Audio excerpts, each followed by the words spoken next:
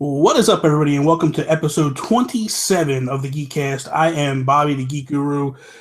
Pretty much what this is it's a weekly podcast that we do where we talk about video games and other geeky type culture type things when I'm allowed to, obviously. But we're changing the format up a little bit. What we're going to do is on Sundays, you'll get your audio podcast like you normally do. SoundCloud, Stitcher, iTunes, all that stuff. And then beginning on Monday, we're going to do breakouts of the video portion of it where Monday will probably be like the Geek Outs and what we're playing. Tuesday will be a topic. Wednesday will be a topic. Thursday, if we have a topic, at that point, it'll be a topic. If not, it'll probably be held off until Friday where we will do the entire video portion so you can watch that all at one shot. It's just something new we're trying out for a week or two to see how it all works out, and hopefully you guys like this new format that we take on.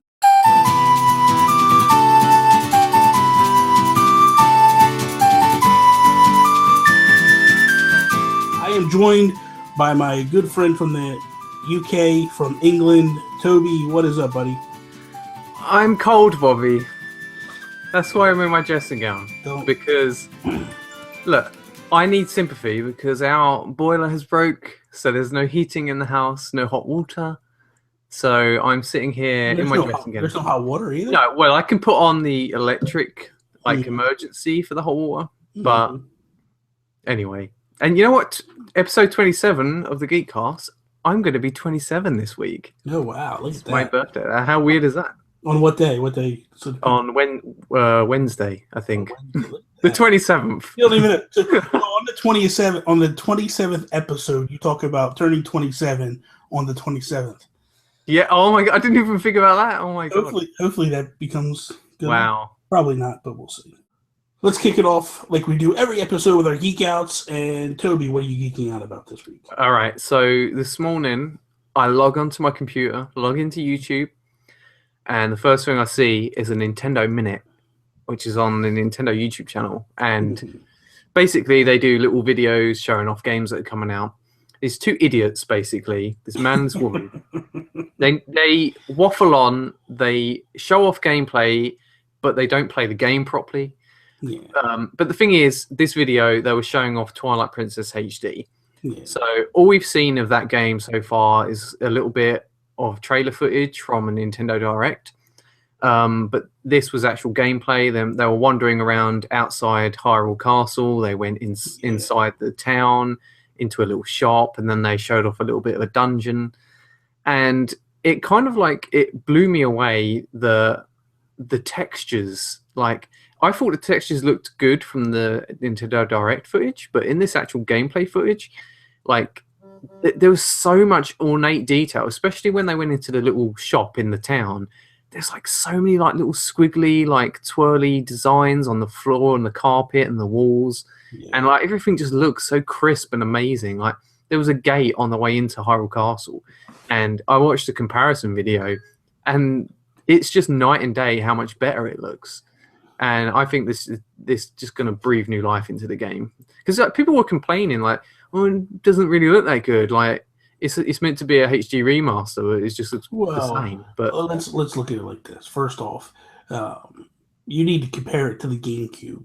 Is first off, because that's what they're remastering. Link is left-handed in this game. When I played Twilight Princess, he was right-handed.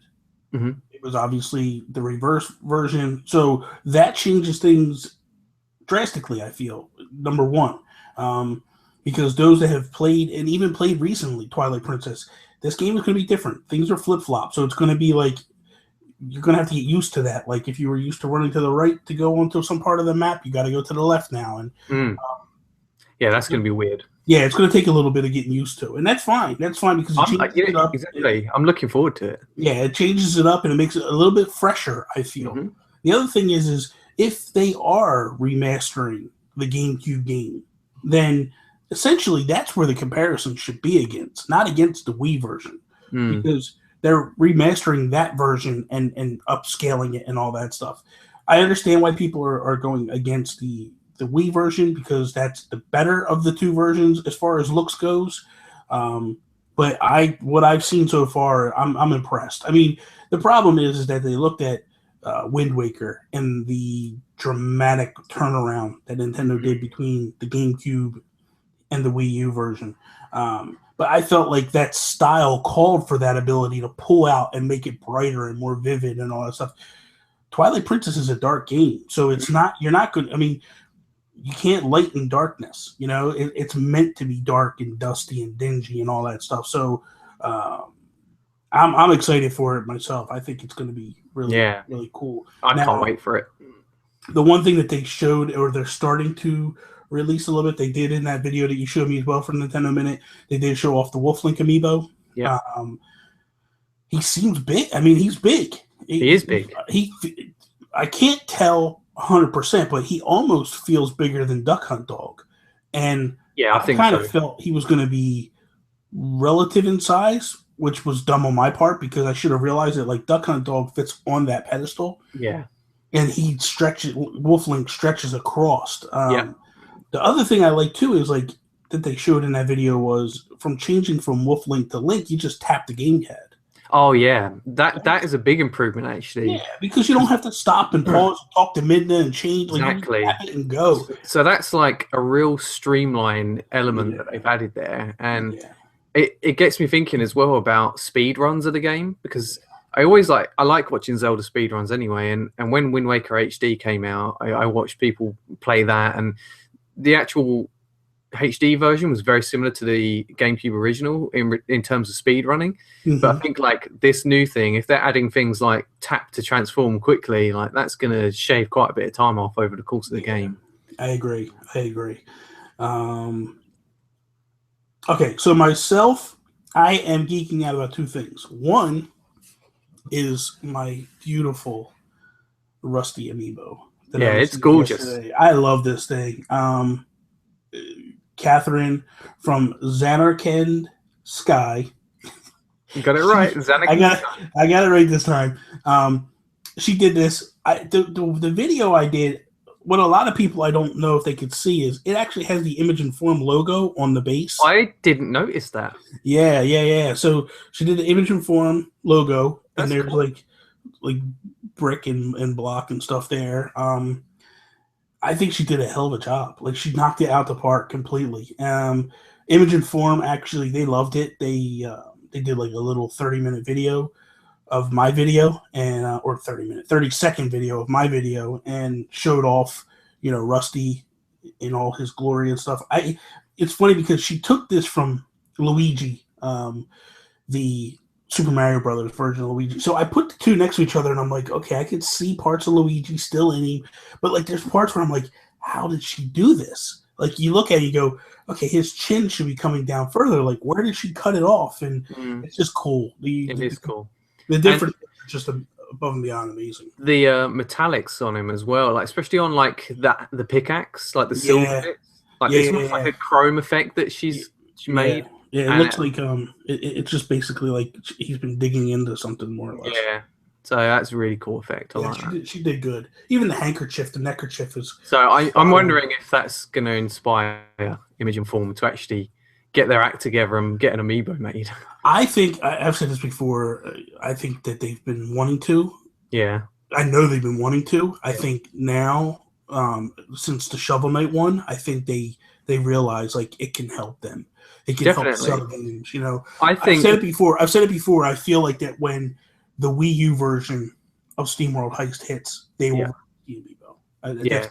That's my gut. I really feel that. So if they make a Piper amiibo when Heist comes to other consoles, will they go back and make a Rusty amiibo as well?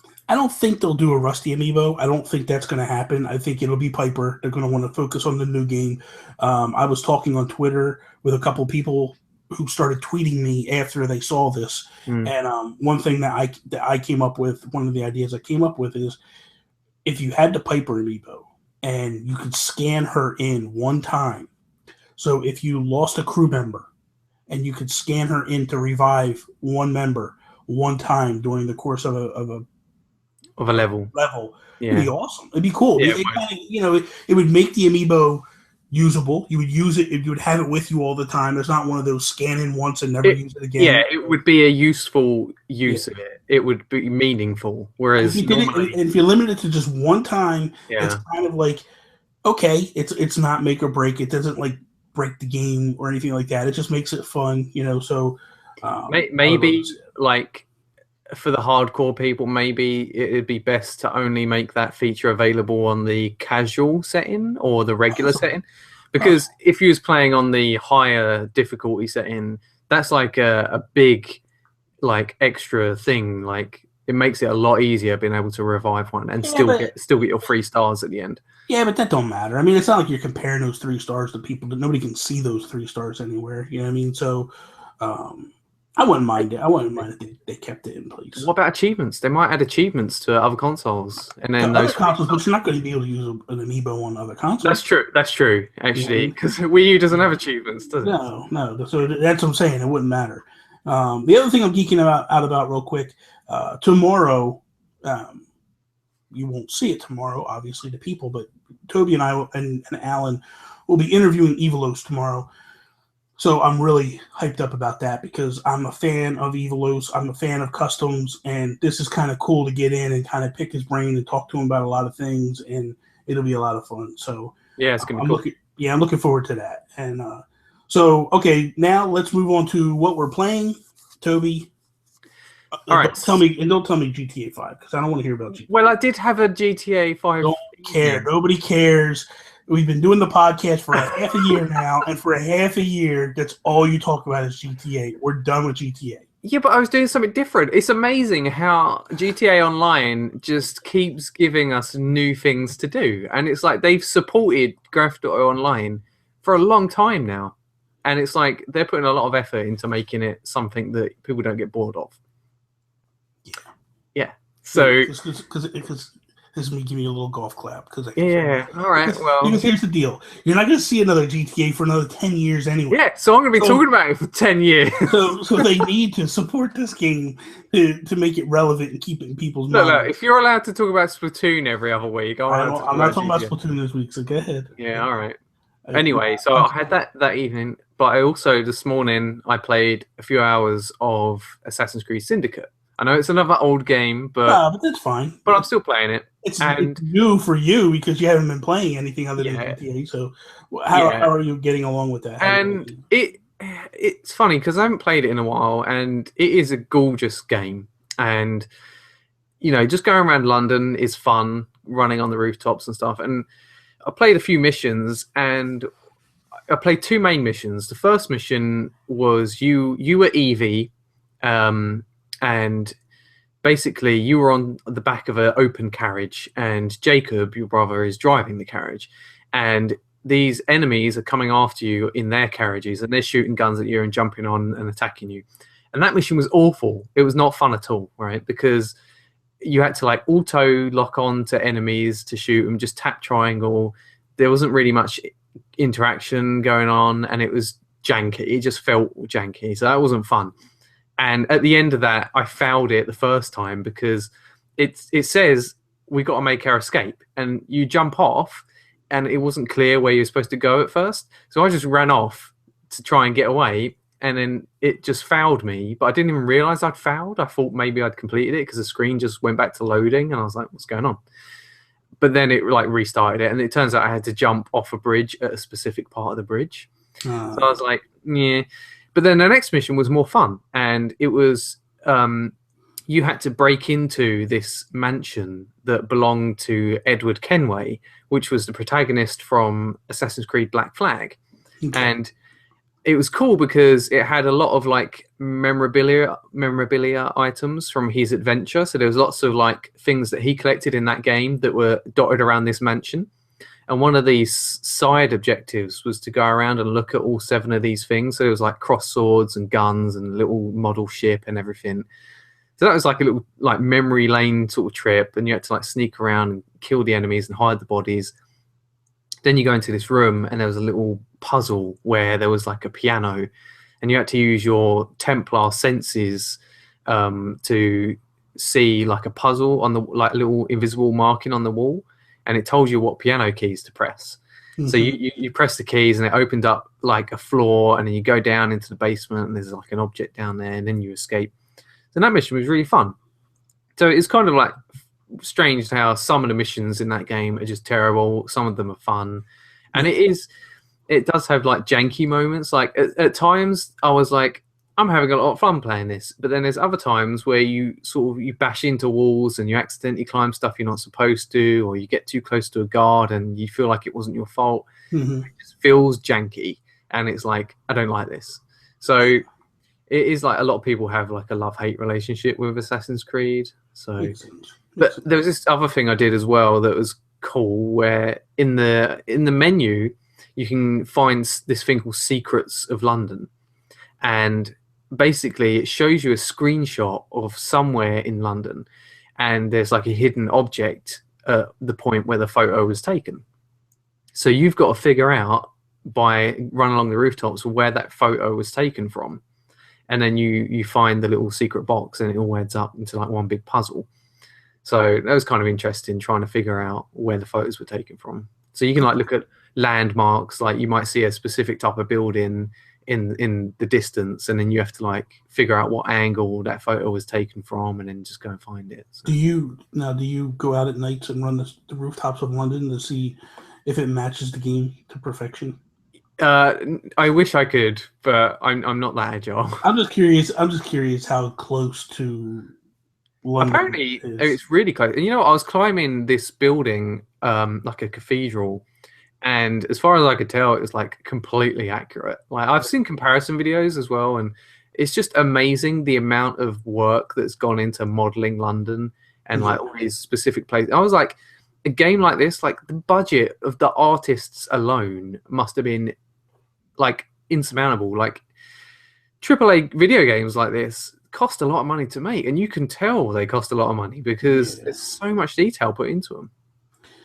I'm sorry, it's snowing outside. I have a blizzard going on, and there's people like walking down the street, and it's like, what are you people, idiots? Like, where are you going? You know what? From here, it looks like the middle of summer. You're sitting there, you got sun shining through the window, you're in your t-shirt. Like, what's going on? Get the crank heat in, man. I'm like, oh, it's so warm. It's bad outside. I mean, it's like the snow's blowing sideways. It's bad. We got about probably 6 to 8 inches, or 8 to 10 inches already. Really? It's hard to tell with the snow drifts, but it's pretty bad right now. Myself, I have been playing. Choo choo, Mr. Train. Myself, I've been playing some more Xenoblade Chronicles X. I love that game. It's been eating up a lot of time. It's actually made me go back to Chronicles 3D. Yeah. And I've been playing that more as well, because that game is just great. What I like, they're two different games to me. One is kind of like just your open world, your adventure. You just go pick missions and you go knock them out. 3D is more story driven, and it's, so you're actually, that one to me feels more like a Zelda or something like that, where you're out, you're adventuring, you're going out, you're trying to find stuff. So those two games, I like them both. The one thing I like about them is the combat. The combat is very similar, so you can jump from one to the other, and it it works. The one thing that I like better, I'll be honest with you, I like Xenoblade Chronicles better than X, just because I like the chain combat. I like when you can start, when you do that chain and it has that glowing beam of all of you, and like one person makes a move and the next makes a move and the next makes a move, and then if you do it right, and then you sometimes have the opportunity to like continue the chain and keep going, and it's a lot of fun. So I really am enjoying that one more. Plus, I like Shulk. I like the Monando. Do you think you'll ever get it on Wii U Virtual Console? If it comes. Is it not already out? I thought they were talking about I don't. It might be in UK. They haven't in the United States. It's not here yet. See, I'll be honest with you. If they were to do an HD remake, I would definitely get it. I think graphically though, the Wii version is a lot nicer than the 3DS version. Like you would notice. With me, I don't know why I'm even debating it. Like, and you can play it with a classic controller, like a pro Classic Pro controller. I probably would, honestly. The one thing I do like about playing RPGs on my 3DS is it's on the go. So I can pop in for a little bit, play for a little bit, and then bounce out, and then so on and so forth. So, but I probably would. I don't know, though, because, man, like, I feel like I have no life right now with Chronicles. Like, I'm with Chronicles. It's a big commitment. So it's a big commitment. And the main thing that I've come to do is stay focused on the story. Try not to get wrapped up in all the little side missions, because you could be there forever doing those side missions. My main thing is stay focused on the story mission, try to beat the story, and then the side missions will be something that if I want to, one day if I'm in the mood to play, I can go back and knock out some side missions. And you've got your scale now, right? I got my scale now. And I don't so what is that like? The scale is cool. To me, the scale is more like a second opportunity. So you go in and you fight, and if the scale blows up, you then have your life as your person to continue fighting.